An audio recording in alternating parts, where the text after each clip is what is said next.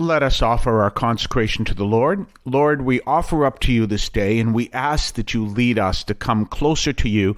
We ask for that transformation that leads us to understand you on the most profound levels of our being, that we may be transformed, that we may glorify your name in all we do, that we may serve you and love you and honor you and obey you, that others may come to ask us, what is the hope and what is the reason for our hope? And we ask this through Christ our Lord. Well, here we are on Thursday. You know, it's the 14th of October already. We're already halfway through the month of October, almost. Wow, that is just fascinating how quickly we are moving through as we head on now into this rather unique period as we start with November and then Thanksgiving and then Christmas and then and it really goes through, and then winter and all that. So really fascinating time. So anyway, we are looking at the readings from Romans during this week, and we're in the third chapter of Romans. Now, you do understand that we have the daily readings. They're not the full chapter. They're bits of every chapter. So we understand that. So if we were going actually the entire chapters, we would probably still be at least in chapter 2, if not still in chapter 1. So why don't we look at what's being said here in a powerful way, because this is one of the central teachings of Christianity. It also is the one that divides many Christian, denominations, I guess is a good word. Now, we have to understand this because there's something important to understand. The words are St. Paul's, and people interpret them a different way, and we need to understand what those interpretations are in light of St. Paul. We also have to understand that he talks about something that is an issue today. And I could sit with my evangelical friends, and we may not believe exactly the same thing, but I bet you we'd agree on a point here. And let me show you what this means. St. Paul is explaining to Romans. Now, some of them were Gentiles, and some of them were Jewish, who were what would we call today Messianic Jews. They'd be converted from Judaism into this element of Christianity, which we know is an outgrowth of Judaism. So it's really not that they're being converted into a whole different religion, like suddenly they were joining that parody of religion worshiping the flying spaghetti monster, as many will talk about, who reject religion and they're going to worship the flying spaghetti monster.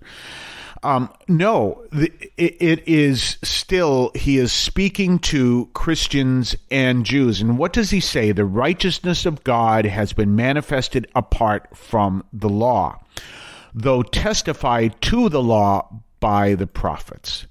Here we go. The law was what the Jews followed in their devotion to God. But as we understand in Christianity, that same law that the Jews followed, coming from the Ten Commandments, which were given to Moses on Mount Zion, that same law, with the death and resurrection of Jesus, is written into our hearts. And so now, instead of following and being saved by the external law, we are saved by this relationship with Christ, who leads us to a whole new way of living. So, if I am faithful to the written law, now what Paul is explaining to is what happens is that written law is now put on, the spirit of that written law is now put on our hearts. So now we're called to live at a deeper understanding. We're called to live by that spirit of the law, but no longer by the letter of the law. Remember, the spirit of the law is a higher dimension. Therefore, we are saved by our faith, and we respond to our faith by our action.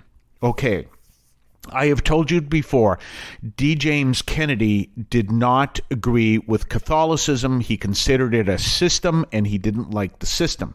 But he preached on this dynamic, which is also voiced in St. James, and he and I wouldn't disagree with a word. And he said, I wouldn't disagree with the word he said, and if I preached on it, he probably wouldn't disagree with the word I said.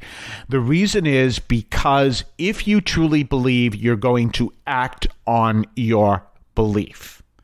If I truly believe that in gravity, I am not going to go walking on a girder unless I'm paid lots of money as they may be paid in certain industries. I'm not going to go walk on a girder 50 stories up just because I had nothing else to do. Okay, do you understand? I believe in gravity, and I know that if I fell off that girder, so that's going to change the way that I act. By the way, there's no law that says I can't walk on that girder, as far as I know, but there is a law inside of me that says, no, I'm not going to do that, because it would just be intense. So we understand that. That understanding is what leads me to live a different way of life. So therefore, we no longer have this external system that we're following. It's an internal system written in our hearts that we draw closer to Christ, and we act on that relationship, not following rules. We're going to talk more about this on the other side of the break. You're listening to St. Anthony Overnight from St. Anthony Parish in Alston, Massachusetts, right here on WEZE. Did you know that you can listen to Catholic Audio Media on the iHeartRadio app? Catholic Audio Media is now available through your iHeartRadio app.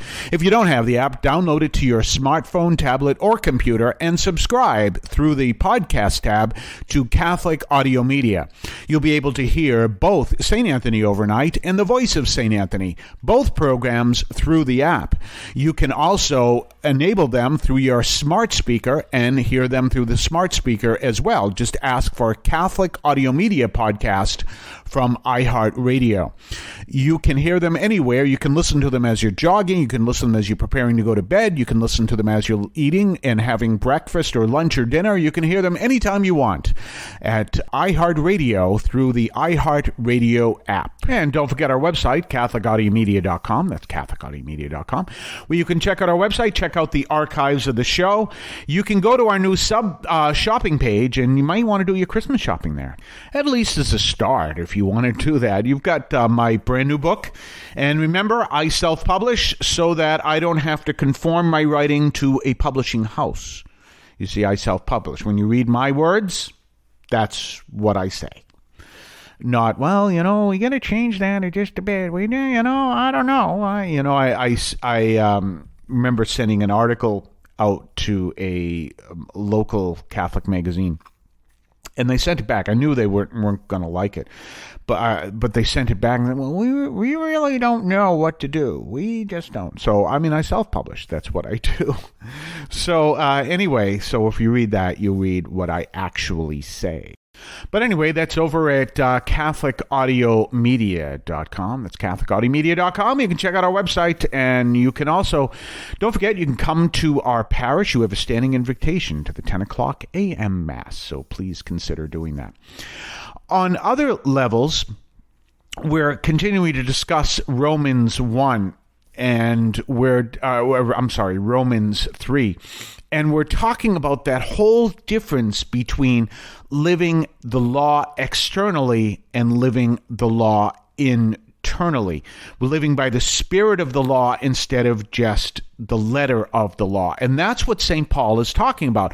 But you can't live by the spirit of the law if you aren't rooted in prayer and that deep personal relationship with Jesus Christ. That's what we're called to do. Many Catholics, and let me kind of mention this in light of the evangelicals that might be listening. Many Catholics don't understand that. And there are some Catholic ministries say there is nothing Catholic about that. Well, the saints said they're wrong. The saints often said that. And if you look at that powerful statement from Cardinal Sarah in his book, The Day Is Now Far Spent. He talks about how our faith is a relationship.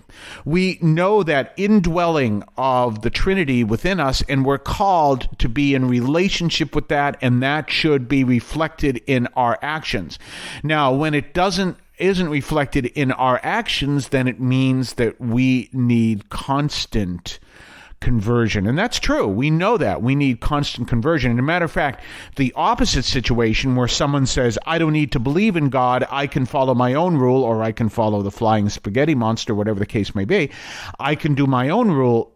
One of the things that would come out of that is, I do not need conversion.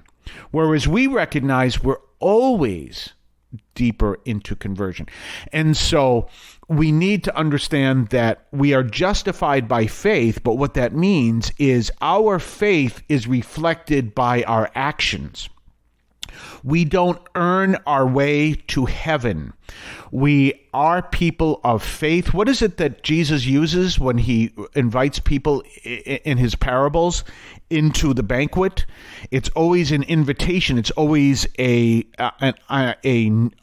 relationship. And how are those excluded? I never knew you. I never knew you. Or who are you? It's always something along the lines of I never knew you, or it is the ultimate form of it, complete silence. And that's an important dynamic, complete silence. So it's always that relationship aspect. It's always there.